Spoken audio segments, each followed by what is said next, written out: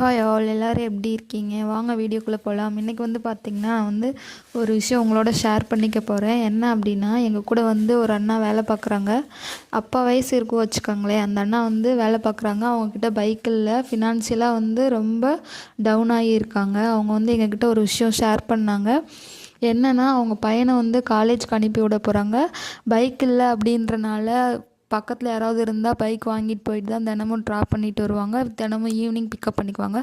One day காலையில் பையனை காலேஜுக்கு அனுப்பலாம் அப்படின்னு சொல்லிட்டு வீட்டிலேருந்து கிளம்பும்போது அவங்க பையன் ஒரு டூ வீலர் வரப்போ கை நீட்டி மறைச்சிருப்பான் போல்.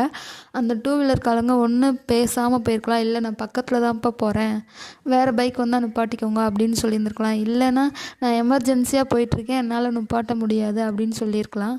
இல்லையா, எதுவுமே பேசாமல் அப்படியே மூவ் ஆன் பண்ணிவிட்டு எதுவுமே பேசாமல் விலகி போயிருந்தா கூட அந்த பையன் ஹர்ட் ஆகிருக்க மாட்டான்.